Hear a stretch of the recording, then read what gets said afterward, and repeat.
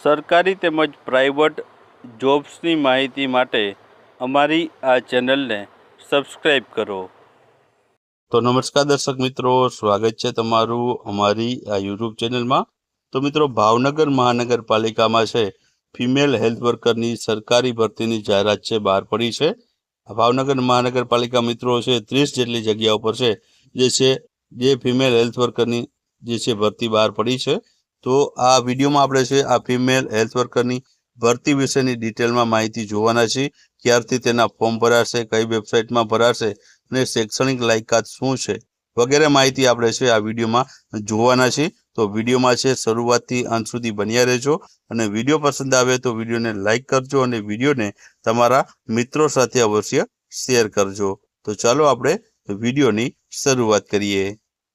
તો મિત્રો, અહીં ભાવનગર મહાનગરપાલિકા દ્વારા છે આ ઓફિશિયલ નોટિફિકેશન જાહેર કરીને ભરતીની જાહેરાત બહાર પડી છે. તેમાં તમે જોઈ શકો છો કે ભાવનગર મહાનગરપાલિકામાં ફિમેલ હેલ્થ વર્કર અંગે હાલ જે ખાલી રહેલી જગ્યાઓ છે તે માટે સીધી ભરતી માટે ઓજસની વેબસાઇટ આપેલી છે, ojs.gujarat.gov.in. આ વેબસાઇટ ઉપર છે તમે 19/10/2025 થી 8/11/2025 દરમિયાન છે ઓનલાઈન અરજી છે તમે કરવાની રહેશે. જગ્યાનું નામ આપણે જોયું તે મુજબ ફિમેલ હેલ્થ વર્કરની જગ્યા છે ને 30 જેટલી જગ્યા ઉપર છે આ ભરતી જાહેર કરવામાં આવેલી છે.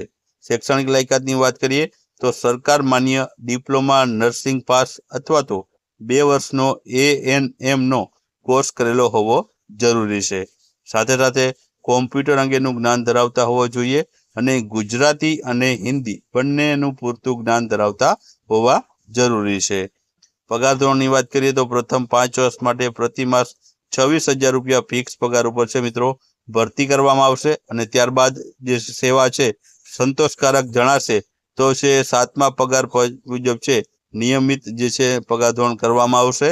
ત્યારબાદ ઉંમર મર્યાદાની વાત કરીએ તો 35 વર્ષથી વધુ ન હોય તેવી ઉંમર મર્યાદા ધરાવતા ઉમેદવારો માટે અરજી કરી શકે છે. આ ઉપરાંત ઉંમર મર્યાદામાં જે છૂટછાટ મળવાપાત્ર થાય છે તેના વિશે વાત કરી લઈએ તો સામાન્ય કેટેગરીની મહિલા ઉમેદવારને 5 વર્ષની છૂટછાટ મળે છે. અનામત વર્ગના પુરુષ ઉમેદવારને 5 વર્ષની છૂટછાટ છે. અનામત વર્ગની મહિલા ઉમેદવારને 10 વર્ષની છૂટછાટ છે. સામાન્ય વર્ગના વિકલાંગ પુરુષને 5 વર્ષની છૂટછાટ છે.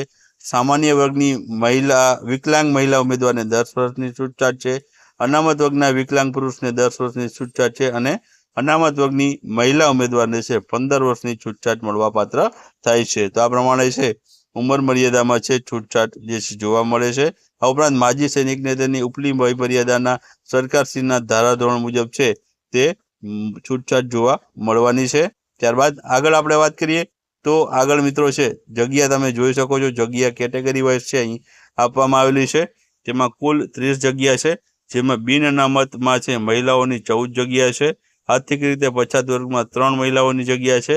અનુસૂચિત જાતિમાં 2 જગ્યા, અનુસૂચિત જનજાતિમાં 4 અને સામાજિક અને શૈક્ષણિક રીતે પછાત વર્ગ મહિલામાં છે 7 જેટલી જગ્યા છે રહેલી છે. તો આ પ્રમાણે છે જે છે જગ્યાઓ જોવા મળે છે. આગળ આપણે વાત કરીએ તો અહીં અલગ અલગ મુદ્દાઓ આપેલા છે જે તમે વાંચી શકો છો. સાથે સાથે મિત્રો છે ડિસેબિલિટીની પણ અહીં માહિતી આપેલી છે. ઉપરાંત કોમ્પ્યુટરનું મિત્રો વાત કરી લઈએ તો કોમ્પ્યુટર તમે ધોરણ 10 સાથે તો 12માં કોમ્પ્યુટરની પરીક્ષા કોમ્પ્યુટર વિષય સાથે પાસ કરેલી હોય તો તમારે બીજા કોઈ કોમ્પ્યુટર જે છે તેનો કોર્સની જરૂર નહીં પડે. પરંતુ તમે ધોરણ 10 કે 12માં કોમ્પ્યુટર વિષય સાથે પાસ કરેલો ન હોય તો તમારે છે CCC પાસ કરવું જે છે કોમ્પ્યુટર બેઝિક નોલેજનું જે કોર્સ હોય છે તે પાસ કરવો જરૂરી છે અને નિમણૂક પહેલાં તમારે છે અચૂક આ રજૂ કરવાનું રહેશે. એટલે ત્યારબાદ તમારી છે તે નિમણૂક ગણાશે. ત્યારબાદ આગળ વાત કરીએ તો નાગરિકત્વમાં તો મિત્રો ભારતનો નાગરિક હોવો જરૂરી છે. ત્યારબાદ આગળ વાત કરીએ આપણે જો શૈક્ષણિક લાયકાત આપણે વાત કરી તે મુજબ છે. ઉપરાંત ભરેલા અરજીપત્રકમાં છે જે છે જાહેરાત અરજી કરવાની હોય તો દરેક જાહેરાતના અલગ અલગ અરજી કરવાની રહેશે અને પ્રત્યેક અરજી સાથે બિન અનામત વર્ગ માટે 500 રૂપિયા તથા અનામત વર્ગના ઉમેદવારો માટે 250 રૂપિયા છે મિત્રો ફી છે ભરવાની રહેશે. શૈક્ષણિક લાયકાત આપણે અગાઉ જોયું તે મુજબ શૈક્ષણિક લાયકાત રહેશે.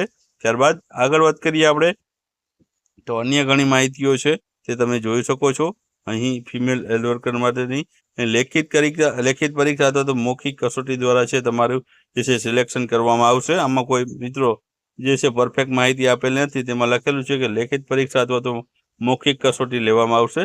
લેખિત પરીક્ષા અગર મૌખિક કસોટીમાં ઉમેદવારે પોતાના સ્વખર્ચે ઉપસ્થિત થવાનું રહેશે. ઉપરાંત લેખિત પરીક્ષાનું માધ્યમ જગ્યાની મૂળ શૈક્ષણિક લાયકાતના કોર્સને અનુરૂપ મહાનગરપાલિકા દ્વારા નક્કી કરવામાં આવશે, અન્યથા ગુજરાતી રહેશે.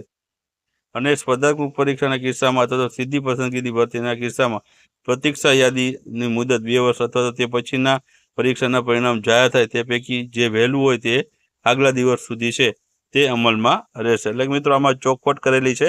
કાં તો તમારી છે લેખિત પરીક્ષા લેવામાં આવશે અથવા તો મૌખિક ઇન્ટરવ્યૂ દ્વારા છે તમને છે પસંદગી માટે બોલાવવામાં આવશે. તમારે સ્વખર્ચે હાજર થવાનું રહેશે. તો આ પ્રમાણે મિત્રો છે જે છે ભરતી પ્રક્રિયા છે ફિમેલ હેલ્થ વર્કરની છે મિત્રો રહેલી છે.